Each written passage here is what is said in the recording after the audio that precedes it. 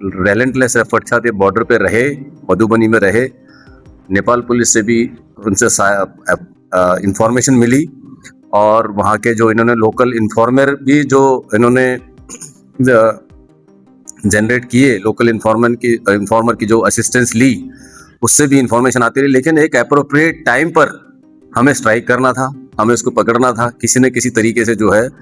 और हमने उसको, जब एक इन्फॉर्मेशन आई स्पेसिफिकली कि वो जो है बॉर्डर के पास ही जो है वो उसकी मूवमेंट होने वाली है, तो उसको एक फिल्मी अंदाज में, मैं कहूँगा, उसको अपनी मोटरसाइकिल पे बिठाया और फिल्मी अंदाज में उसको लेके आए। उसमें वहाँ के जो एक फिल्मी सीन कहूँगा कि दो मोटरसाइकिल थी इनके पास, और उसके तरीके से इनको ये वहाँ से उसको जो है एक इसको लेके आए, अपने साथ मोटरसाइकिल पे बैठाया, जिसमें कुछ वहाँ के जो उसके नॉन लोग थे, आसपास के जो लोग थे, उनसे भी काफ़ी रेजिस्टेंस मिला। लेकिन ये कामयाब हुए उसको लाने में, और उस तरह से जो है इसका नाम जो बाद में पता चला।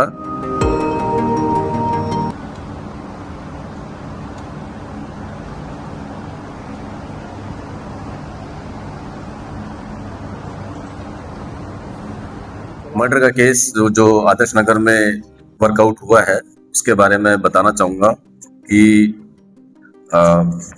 ये घटना है 23 मार्च 2026 की।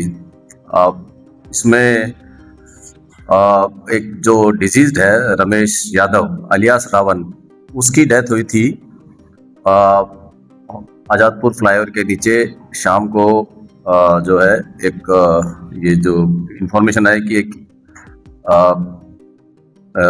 व्यक्ति की जो है पत्थर से मार कर जो है उसकी हत्या कर दी गई है। उसका हमारे पास वीडियो फुटेज भी आया, और वीडियो फुटेज में दिख रहा था एक व्यक्ति जो है बड़े ही मतलब बेरहम तरीके से उठा के पत्थर मार रहा है, और आसपास पब्लिक भी गुजर रही है, पर फिर भी वो उस पर रिपीटेडली पत्थर से मार रहा है। मीनवाइल इसकी इंफॉर्मेशन पुलिस को मिली और उसको बॉडी को जो है हॉस्पिटल भेजा गया। उसकी पहला हमारा ये टारगेट था कि उसको आइडेंटिफाई करना कि डिजीज्ड है कौन। बाद में उसके जो लड़का है उसने आइडेंटिफाई किया, उसका नाम निकल गया Ramesh Yadav alias Ravan, son of Gujjar Yadav, resident of Gorakhpur UP, जो कि एक लेबर का काम करता है आदर्श नगर की जो ये फ्रूट मंडी है, यहाँ पर एक वेंडर कम लेबर का काम करता है। प्रिलिमिनरी इंफॉर्मेशन में जो उसकी अक्यूज्ड की जो आइडेंटिटी रिवील हुई थी, उसके बारे में बहुत ज़्यादा स्पेसिफिक इंफॉर्मेशन नहीं थी।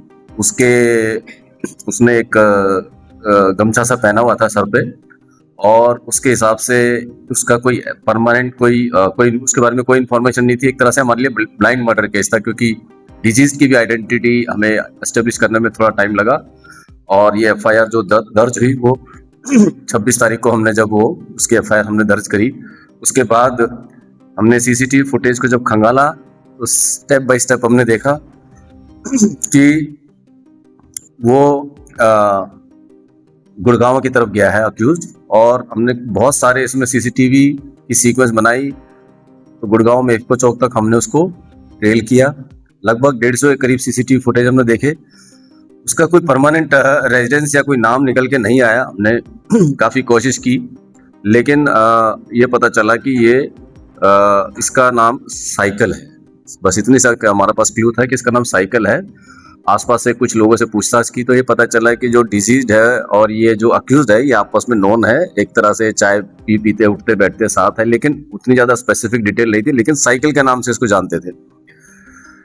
थोड़े दिनों बाद हमने उसका जो है डिटेल्स और जनरेट की तो पता चला कि ये नेपाल का रहने वाला एक व्यक्ति है, नेपाल। और ये इसकी जो हमारे ह्यूमन इंटेलिजेंस और रिसोर्सेज से हमने पता करा तो इसकी लोकेशन आई नेपाल में। हमारी टीम ने बहुत अच्छा काम किया। मैं कहूँगा कि दिल्ली पुलिस ने वन ऑफ द रिमार्केबल एक तरह से एफर्ट्स किए हैं कि हमारी टीम मधुबनी बिहार जो बॉर्डर लगता है नेपाल एरिया, उसमें हमने मधुबनी बिहार पुलिस से भी असिस्टेंस ली, और हमारे डीसीपी आकांक्षा यादव भी लगातार टच में रही, वहाँ सुपरिटेंडेंट ऑफ पुलिस से बात की। और इनफैक्ट हमारा नेपाल पुलिस से भी हमारा उनके जरिए जो आपस में रूटीन के जो तालमेल होते हैं बॉर्डर पुलिस के, उसके जरिए भी हमने तालमेल से जो है कुछ ना कुछ इन्फॉर्मेशन हम जनरेट करते रहे नेपाल में उसकी लोकेशन के बारे में, और ये हमें कंफर्म हो गया था कि इसकी लोकेशन नेपाल में है।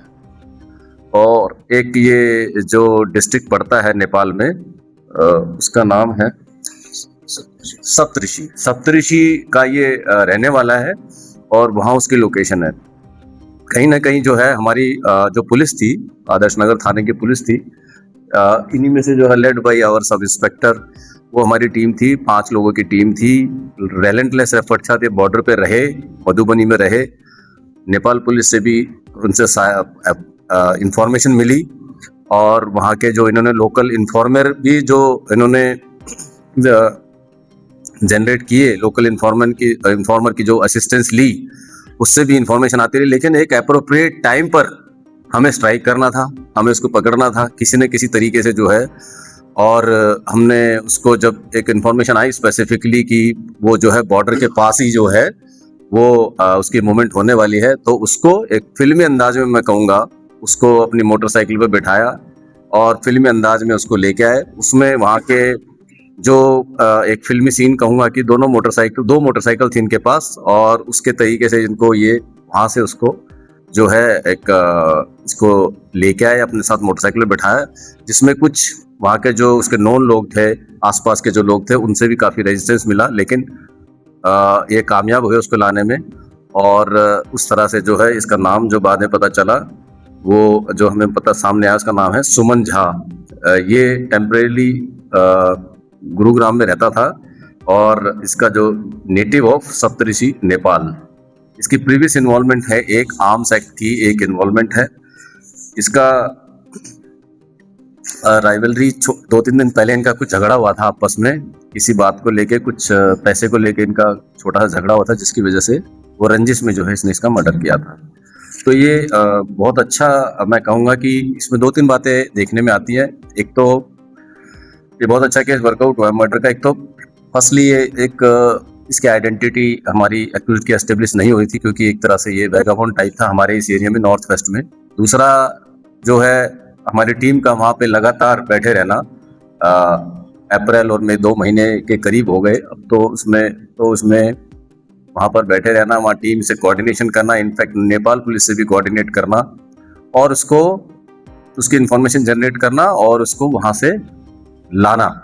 ये बहुत अच्छा केस था हमारा। एक केस ये नॉर्थ वेस्ट का मर्डर का भी काफ़ी दिनों से पेंडिंग था। मैं समझता हूँ कि दिल्ली पुलिस ये अपने मिशन में जो है इस केस को वर्कआउट करने में सक्सेसफुल रही। सुमन झा को अरेस्ट कर लिया गया है, और इसमें जो है ये हमारा केस ही वर्कआउट हो गया है। Thank you.